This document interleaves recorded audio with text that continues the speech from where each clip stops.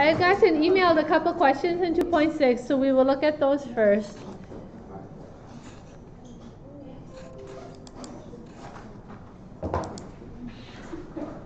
The questions actually were from 2.4. I had gotten emailed Mindscape number 15. That one, yes, where you have to find this number. So we'll go ahead and take a look at that. It's harder because it's the first number. So I'm going to write that down on the document camera in a minute. And then I also got emailed this question, one number 27, where we're looking at 1865 on a mod 7 clock. So what they want you to actually do is 1865 is equivalent to what mod 7. So we'll write that out and look at it also. The same answer will be for this as for this, and that they're just trying to point out that it's really the remainder that you're looking for. In fact, that's what this is doing right here. The number m, which is the 1865, divided by n, which is the 7, so mod 7, gives you the remainder r. So if you're trying to figure out which one of those, it's this one. Well, are there any others that I should write down before we go to the document camera? Any others that you'd like to look at together?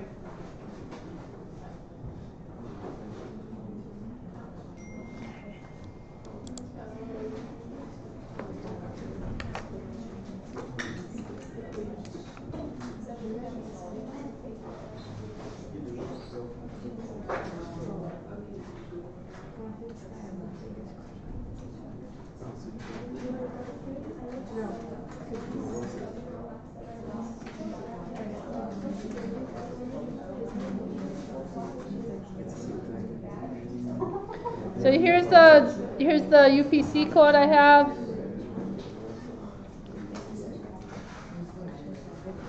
This number is going to be times 3, times 1, times 3, times 1, and so on.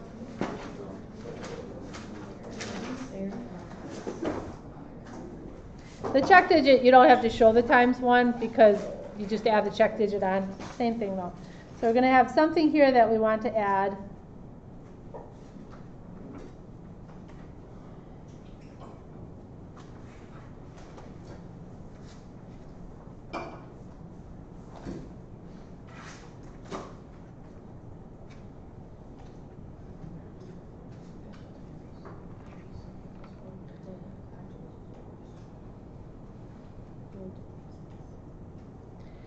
So what this sum adds to is 89.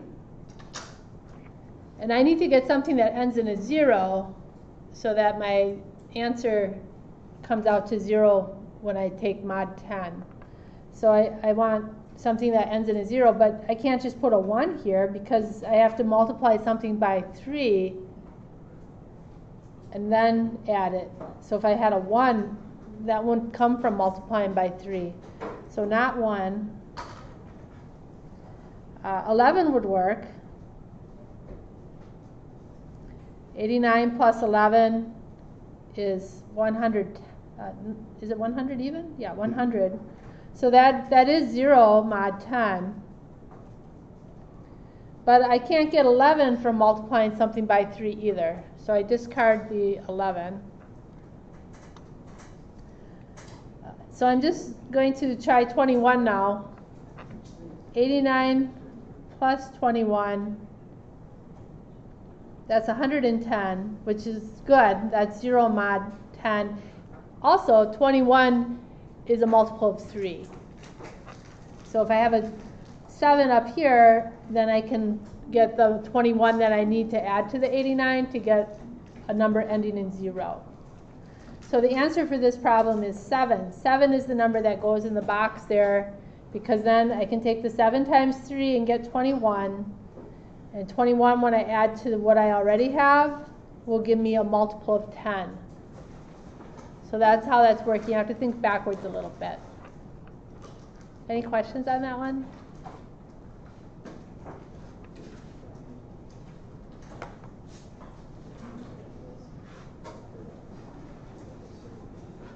So Mindscape 27 I had the 1865, and we're actually doing that mod 7. That's what that problem is trying to tell you to do.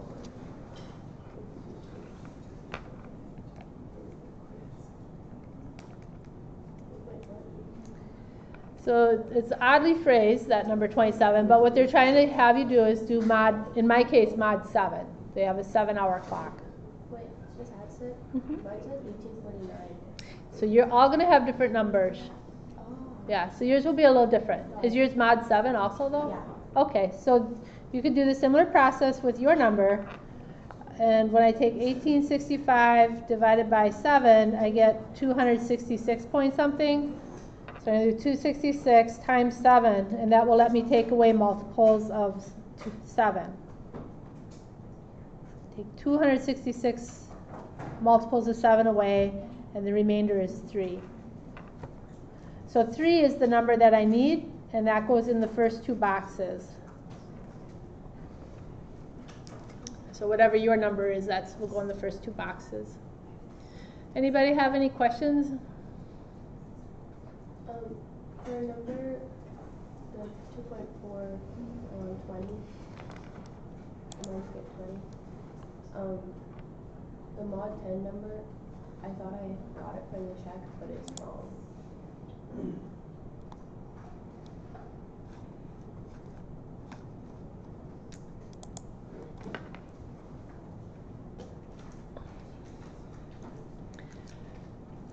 So we have 6, 2, 7, 7, 7, 9, 6, 8, 7.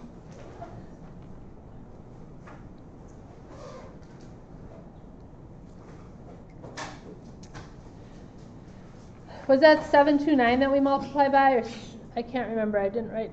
The 739? 739, is that what it is? Thank you. Times 7 times 3 times 9.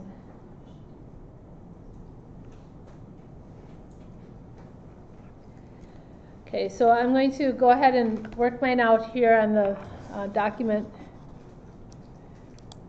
camera. So it's a check, so you're using the 739.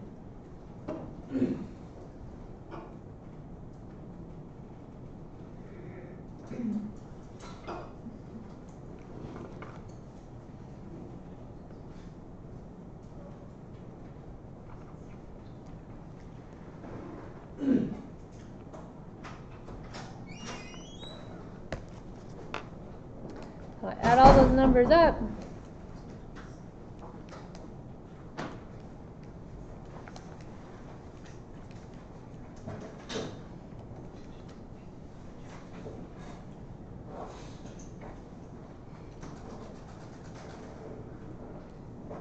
I get 391.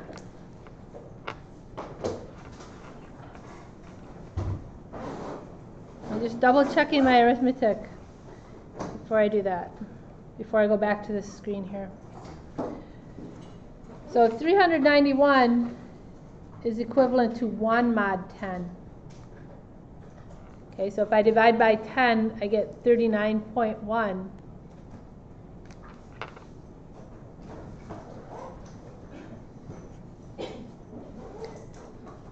39 multiples of 10 with a remainder of 1. So I get 1 mod 10.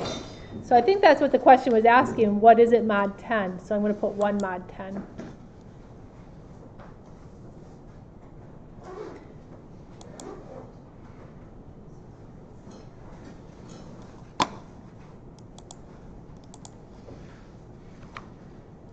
And the answer is no, this is not a valid check.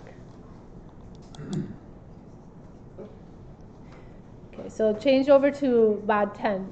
Okay. See what yours comes out to be. It's still wrong. Okay, I'll look at yours then later if you email me. Anybody have any other questions? So you might not have 1, you probably have different numbers. So you probably have a different number. Yeah, okay. But my remainder is still wrong. You're okay. Oh, look at it then.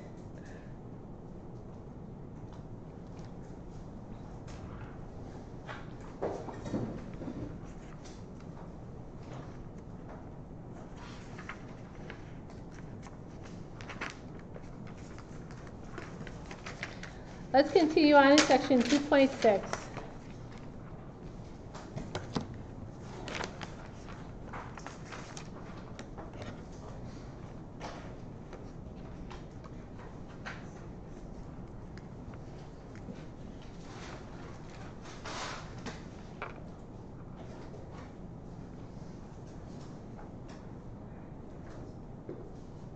We're looking at rational numbers in 2.6.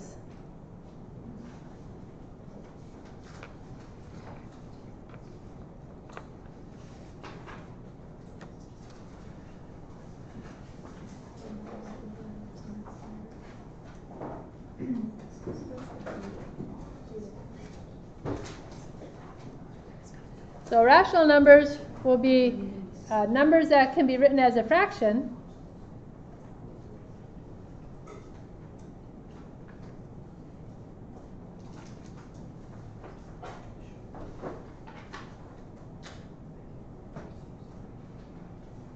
Where b is not 0, a and b are integers.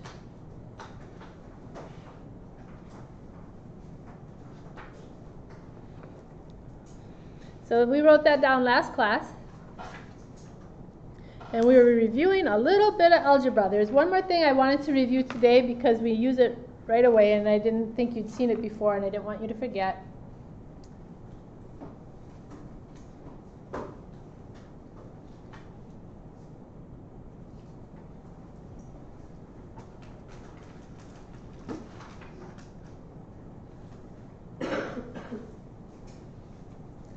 So if I take a number and look at its prime factorization, like 75, we have 5 times 25, no, 5 times 15.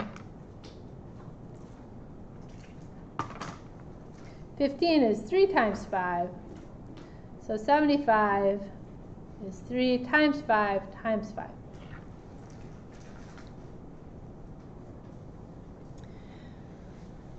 Well, when we square 75, we could multiply out 75 times 75.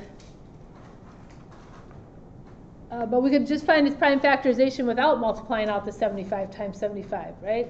Because the prime factorization would be the prime factorization of 75 times itself. Because this would be a 75 times a 75, which is what 75 squared is.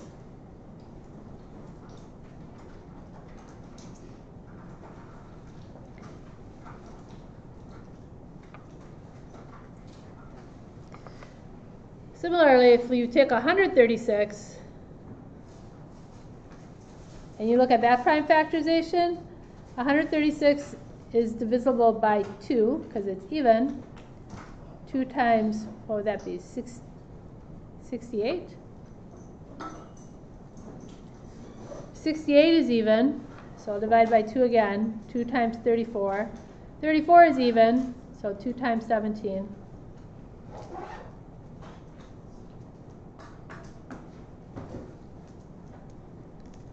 So the 136 prime factorization is 2 times 2 times 2 times 17. And the 136 squared prime factorization would be 2 times 2 times 2 times 17 times 2 times 2 times 2 times 17.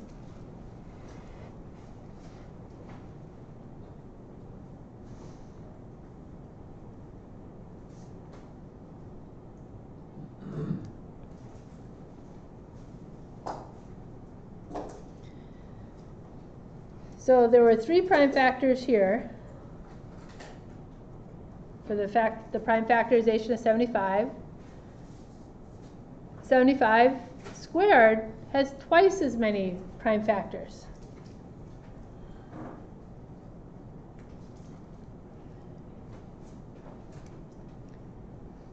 One 136 had 4 factors, 4 prime factors.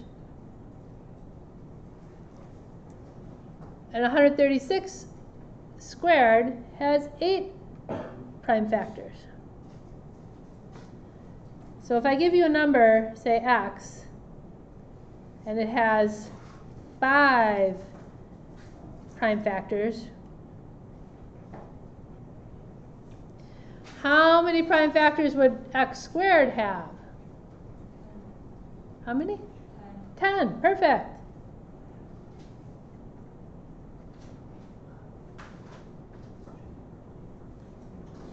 They double. Good. Okay. So we're going to need that later on today, and I wanted to make sure you knew that. Whenever you square a number, you get twice as many prime factors.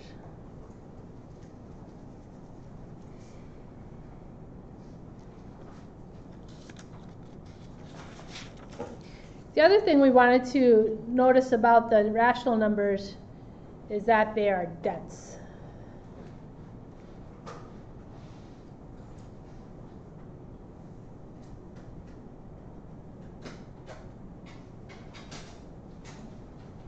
Now, by dense, I don't mean stupid or thick-headed. I mean thick. There's a lot of them, okay? They're populous.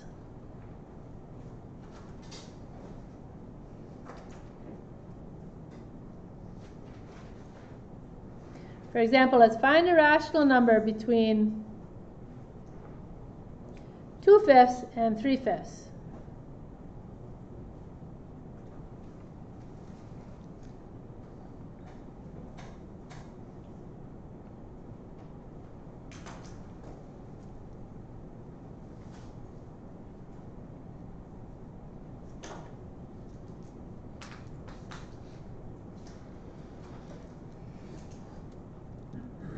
Well, there's more than one way to do this. Let me just wait till you get caught up. Some of you are still writing, and we'll look at one way to do this.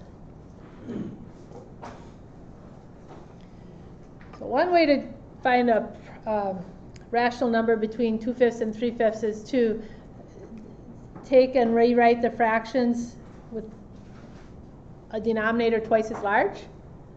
So if I take the 2/5 and multiply it by 2/2, I have 4/10. And that's the same number as 2/5. And if I take the 3/5 and multiply it by 2/2, I have 6/10. And that's the same number as 3/5. You just have one version reduced and one version not reduced. But now it's easier to see what would be a fraction, a rational number between 4/10 and 6/10.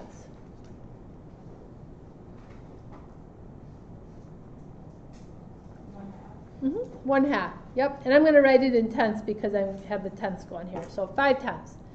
So once you have two rational numbers, you can find another rational number in between. And one way to do that is to just write those numbers with unreduced form. Well, how about between, I'll just take these two numbers now, 4/10 and 5/10.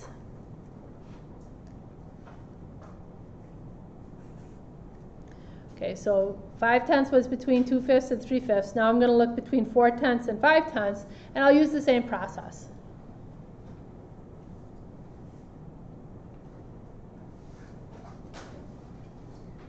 So 2 times 2/2 times 4/10 is 8/20. 5/10 times 2/2 is 10/20. So what is a fraction in between 4/5 and 5/10? 4/10 and 5/10.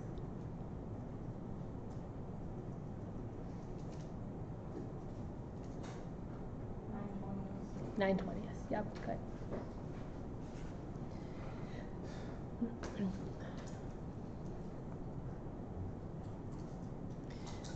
So we can always find another fraction between two given fractions, and this is one way to do that.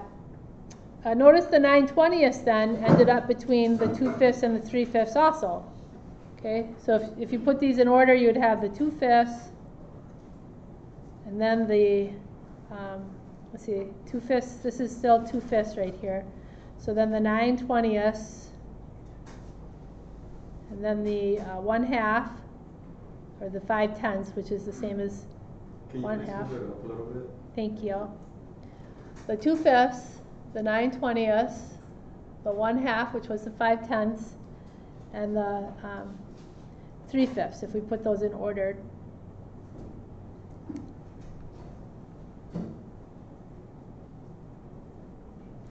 And we could keep doing that, right?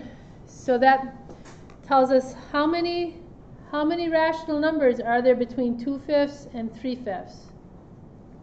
We found 2. How many are there?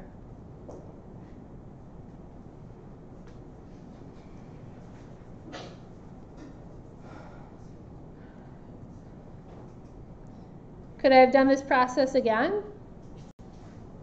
We repeat it? Yeah. There's how many? Yeah, we could do that again, right? And find another one. Could I do that 10 times? Could I find 10 more fractions using that method? Yep. How many more could I find altogether? Infinite many, yes. So actually, when we had to find a rational number between 2/5 and 3/5, there are infinite rational numbers between any two rational numbers.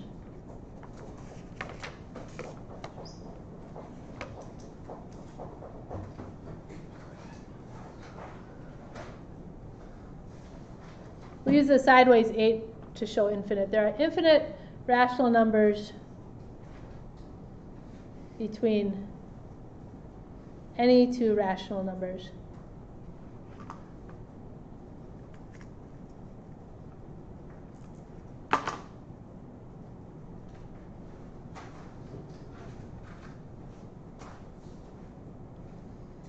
So the rational numbers are dense, they're populous. You can always find one more in between two given ones.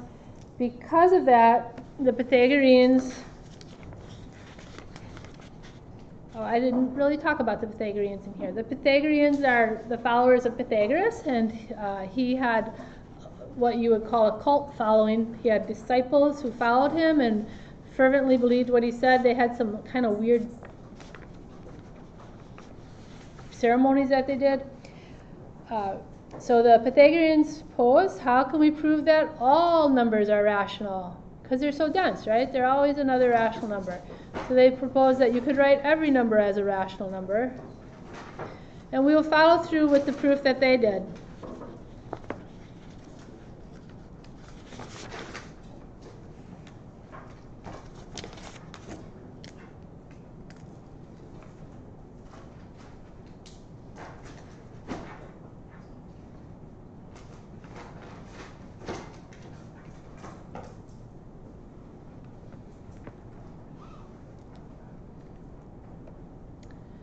So the Pythagorean theorem, which we are familiar with, says what? A squared plus B squared equals C squared in a right triangle. Perfect. So in a right triangle, A squared plus B squared equals C squared. And that's only in a right triangle. So that's one way you can tell if a triangle is a right triangle. And if you have a right triangle, this is the case. So for example, 3 squared plus 4 squared equals 5 squared. Those are three numbers that would make up the sides of a right triangle for length, because this is 9 plus 16 is 25.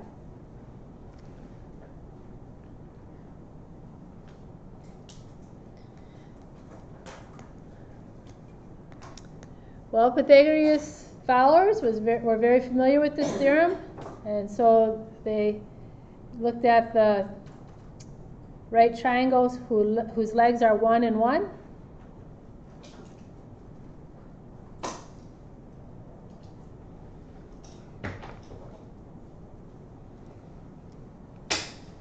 When you look at the Pythagorean theorem, the A and the B have to be the two sides making up the right angle, and then the third side, C, is the side that doesn't make the right angle.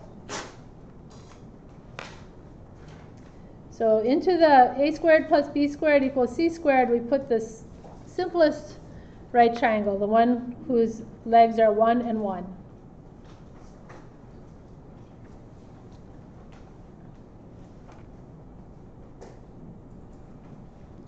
So 1 squared is 1. So we have 1 plus 1 is C squared.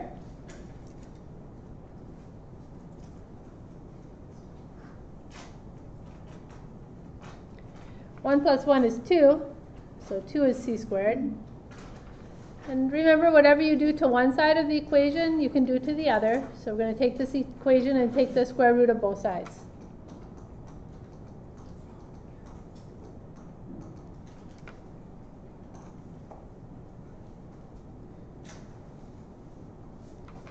So we have the square root of 2 equals c.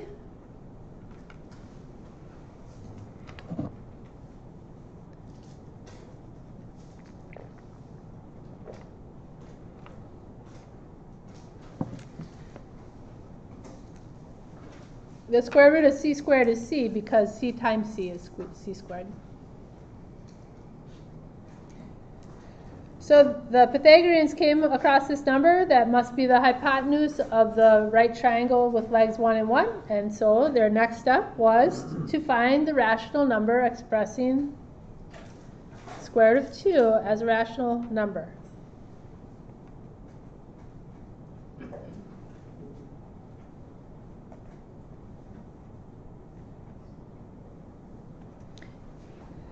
So the Pythagoreans assume the square root of 2 is irrational and is rational and set out to find the fraction that you could write square root of 2 as.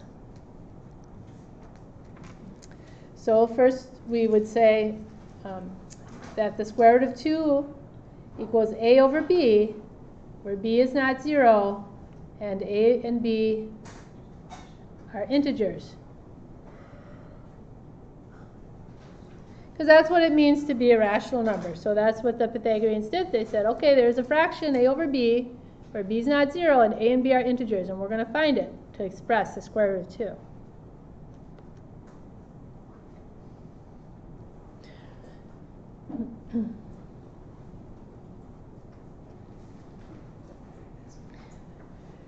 So they did a little algebra then. They have this equation to describe the square root of 2, and then we do a little algebra with it. The square root of 2 is a over b to start with. That's our starting point. We're going to write square root of 2 as a fraction, and then we multiply both sides of the equation by b. Now this b is in the numerator, so if you want, it's on the top. If you want, you can think of it as a b over a 1, but you don't have to. The main reason I want to point out that the b is in the numerator is because this b that's on the top and this b that's on the bottom divide away. So these two b's cancel. So on the left side you have the square root of 2 times b, and on the right side the b divided away, so you just have a.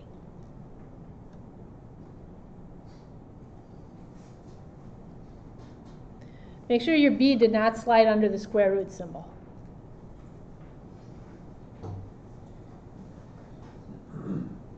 Okay, well, we're going to keep doing the same thing to both sides of the equation so we can find how to write this as a fraction. So we're trying to pin down what a and b should be.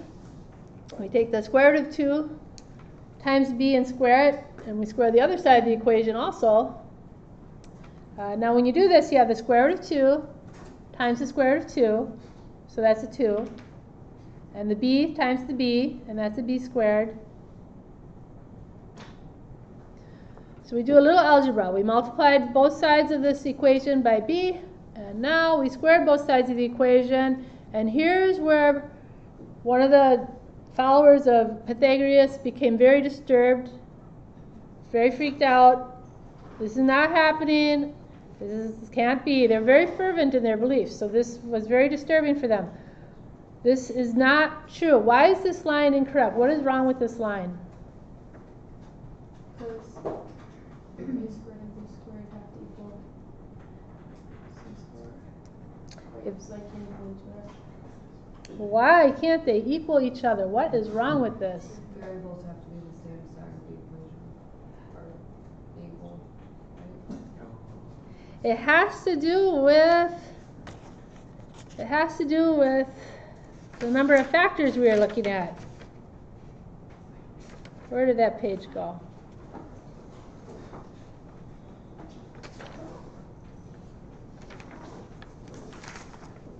Oh, here it is.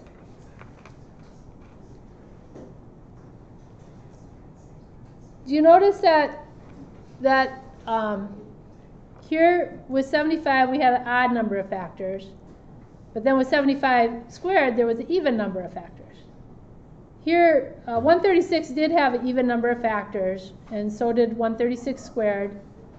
But here x had an odd number of factors, prime factors, and x squares had an even number of prime factors.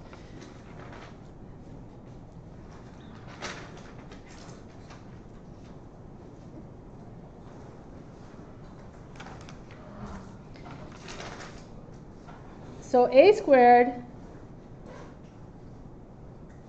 and b squared both have an even number of factors, prime factors. They have to be prime factors.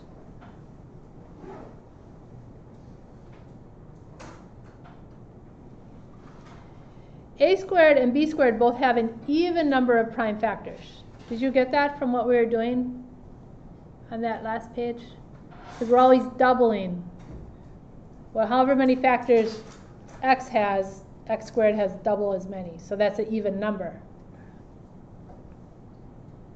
But like the 2 makes it uneven, so that's Perfect. Exactly. The 2 makes an odd number of factors. So however 2b squared has an odd number of factors.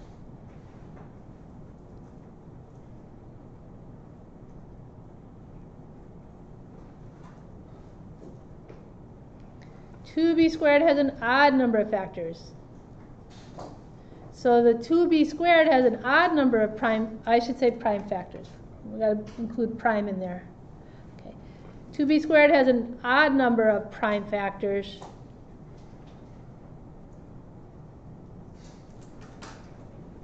Because of that extra 2. So they can't be equal. You can't have a number, these are both numbers. One number with an even prime factorization and the same exact number with an odd odd number of prime factors in its prime factorization. That's impossible. That's a contradiction.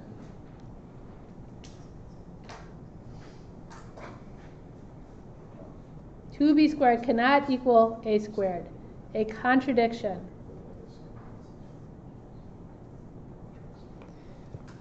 But Yes. does 2b squared and 2a squared would be?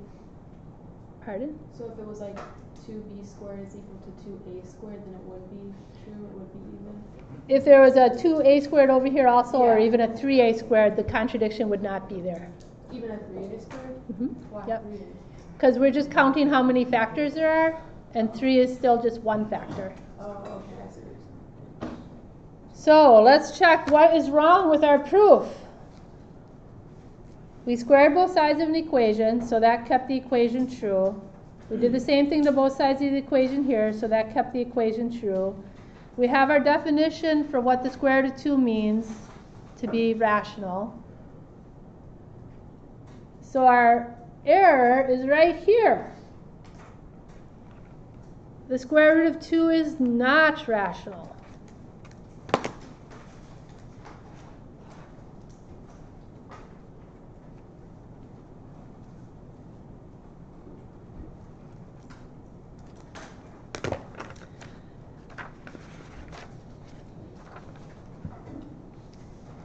The life lesson in this section is to follow assumptions to their logical conclusions.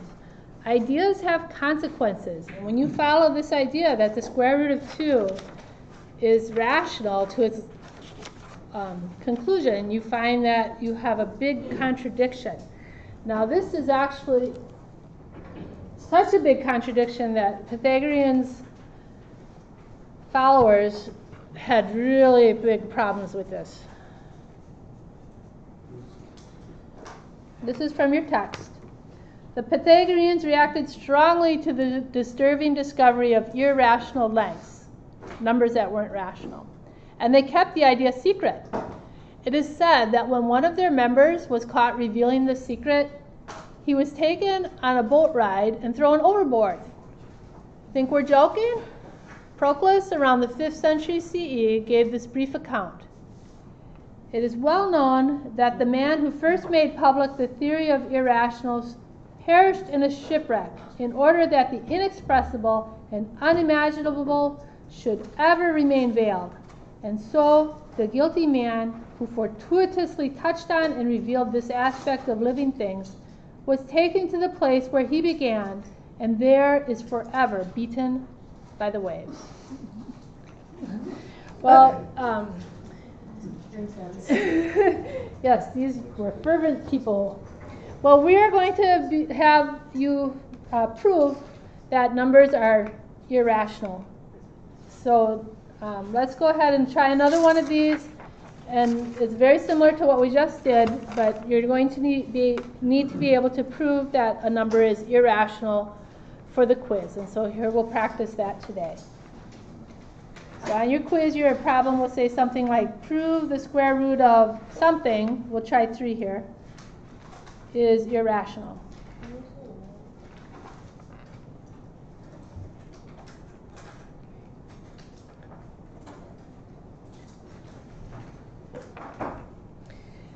We actually follow this proof that we just did for the square root of 2. We assume the square root of 3 is rational.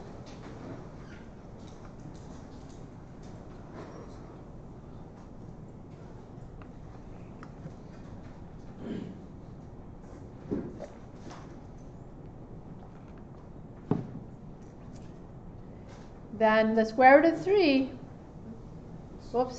then the square root of 3 equals a divided by b, where b is not 0.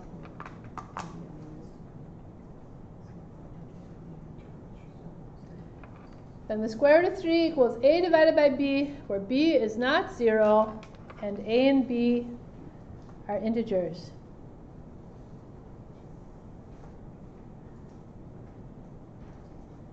Integers just means like numbers? Whole numbers. Whole numbers. Whole numbers. They could be negative, positive, or 0, except for b.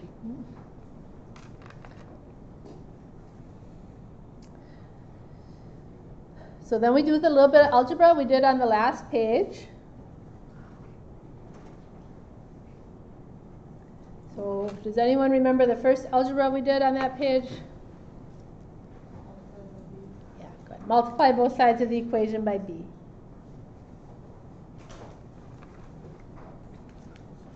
So you do the same thing to both sides of the equation, and when you multiply by b, on the right-hand side, the b's divide away. So you have square root of 3 times b on the left, and a plain a on the right.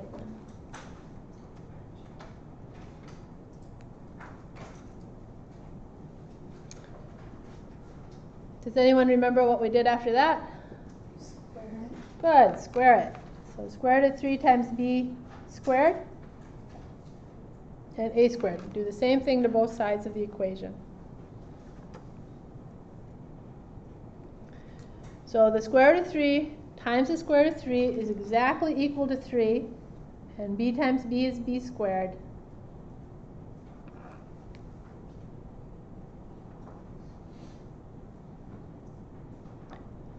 And here's where there's a contradiction, okay? Because a squared and b squared have an even number of factors, prime factors.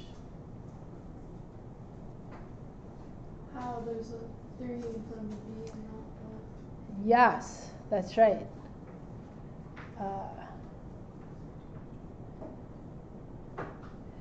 Okay, so a squared and b squared have an even number of prime factors, but 3b squared then, because there's that extra 3, that's one more prime factor, so that's going to be an odd number of factors. So however, 3b squared has an odd number of prime factors.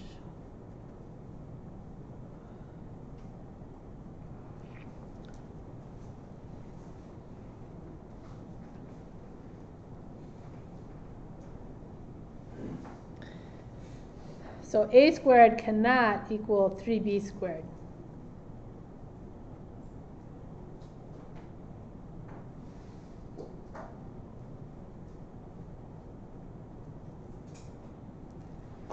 So each number only has a single prime factorization. It can't have an even number of prime factors in it and also an odd number of prime factors in it. There's just a single prime factorization for each number. And because of that, the contradiction, the square root of 3 is irrational. Or you could say not rational. I don't think we actually wrote down what irrational numbers are, so we'll do that next. So this is a proof that takes practice.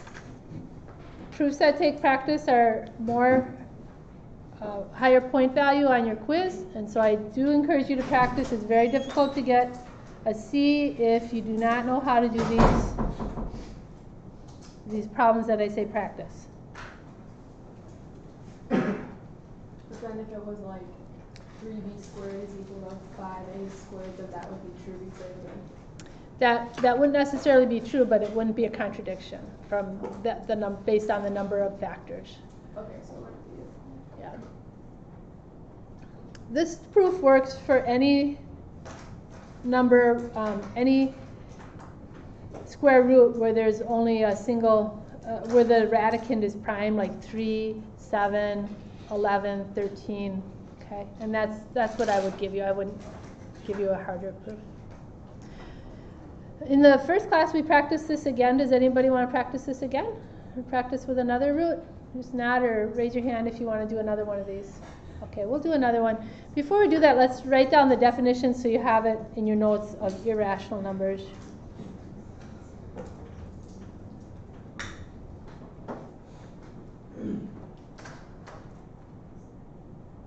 Irrational numbers are real numbers which are not rational.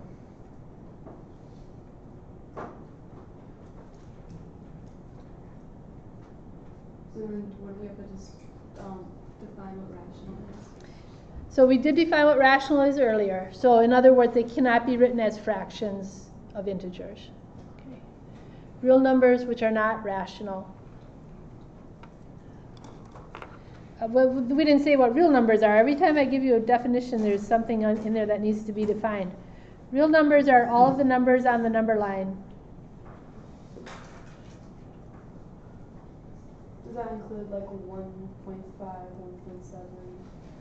Yes, that includes all your decimals, all your square roots. In fact, all the numbers on the number line include all the numbers you know that do not have an I in it. Do you remember learning about I in math class a long time ago? Okay. We don't need any I's. All the numbers you know are real numbers as long as they don't have an I in it. Any other questions? Okay. Let's go ahead and prove that the square root of 11 is irrational.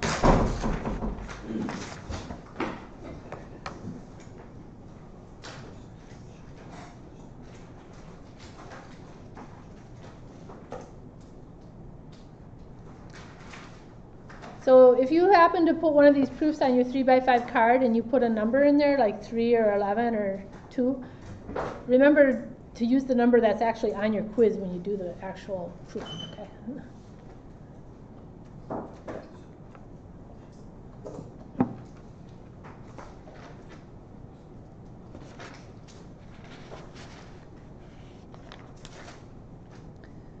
So we assume the square root of 11 is rational. We assume the square root of 11 is rational.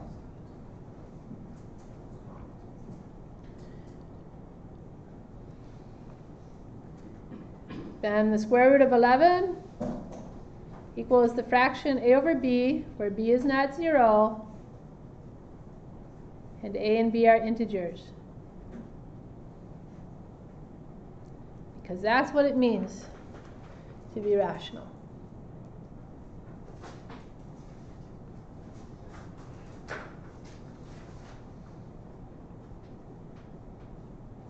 Then there's that little bit of algebra to do.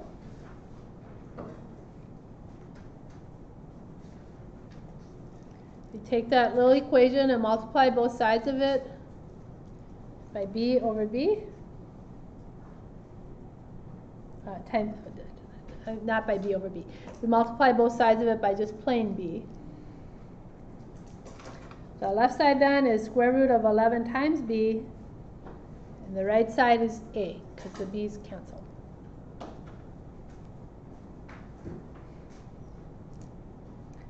So now it's time to square both sides of the equation.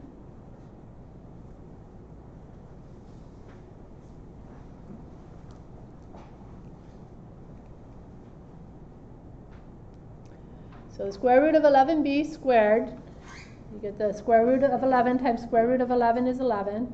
And b times b is b squared.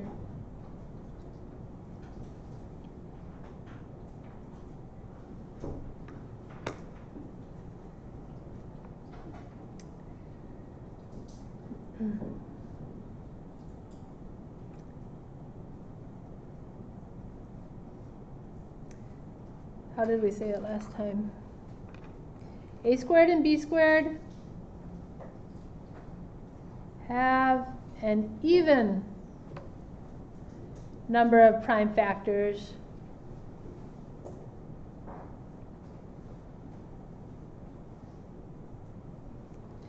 a squared and b squared have an even number of prime factors. How? So they're squared numbers. And whenever you square a number, where's our examples? Whenever you square a number, you get twice as many factors. So since you're getting twice as many factors, that comes out to an even number of prime factors.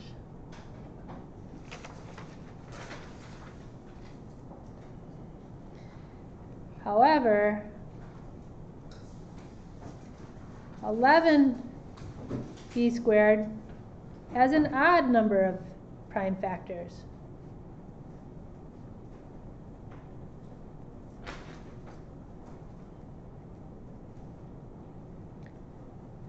B squared has an odd number of prime factors because it has one number more. If it had a b squared just by itself has an even number of prime factors, then you put one more number in there.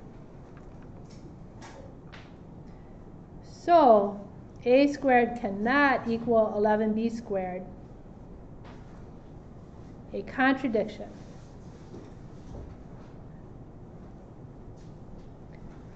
Thus, the square root of 11 is irrational. In other words, it is not rational.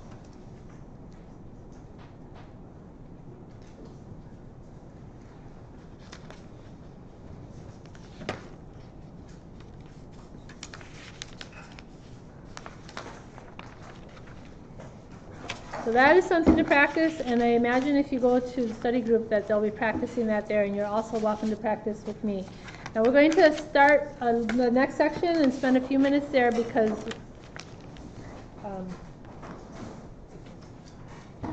I only have one more class before reviewing for the quiz with you, so I wanted to cover a little bit there. We have 2.7.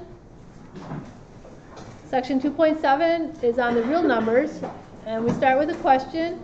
Is there a number between 0.9999 and 1? Wait, 2.7 on what?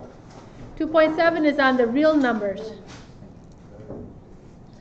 So the question is there a number between 0.9999 repeating and 1?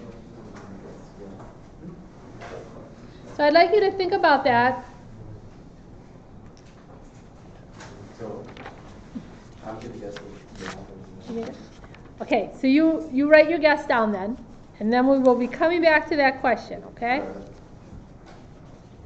So I'm glad you're thinking and making a guess.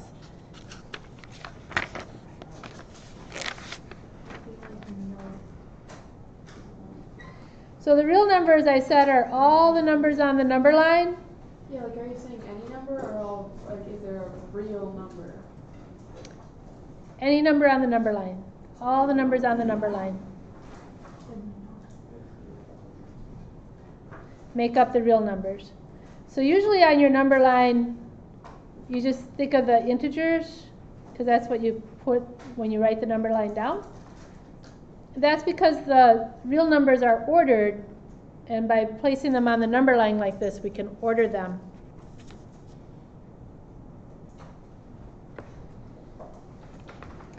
But any number that's on there is a real number. So we just looked at the square root of 2 earlier. That's about 1.4. That would be right there. If you looked at negative 1.5, that would be right here. That's a real number on the number line. If we looked at 17 over 4, that would be a real number on the number line. So all the numbers you know that don't have I are on the number line. Does anybody know a famous irrational number on the number line? Pi. Pi, yeah, pi. Yep, pi's on there.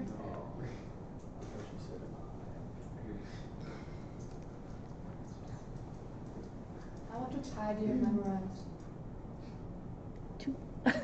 Did you memorize a lot of pi digits? I remember students learning poems to do that. I think that's really cool if you did. The real numbers are dense. So the rational numbers are dense, but the real numbers are dense as well. If I've found out that some students don't understand decimal places. Okay, so 0.1 means 1/10. 0.01 means 1/100th.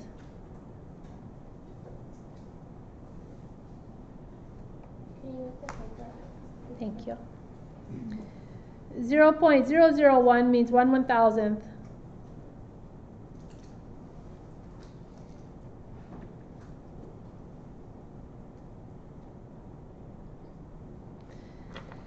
So the further to the right you go, the smaller the part you're talking about. So if I wanted to find a number between 0.142 and 0.143, what would be an example of a number between 0.142 and 0.143? 1.1421. Good. So you put a number in here, a fourth place, and that makes it bigger than the 1.42, but still not as big as the 1.43, because this is a 1/10,000th in that spot. So this is 1/10,000th bigger than the 0.142, but this is 3 1,000ths. And this is only 2 1,000ths. And this is a little tiny bit, 1/10 as big as this is, the 3 1,000. Well, we'll have to talk about more on Monday about the real numbers. Have a good weekend and think about, is there a number between 0.9 repeating and 1? Think about that over the weekend. Okay, I'll see you Monday. There was no 2.6 class activity, so you don't have to worry about that.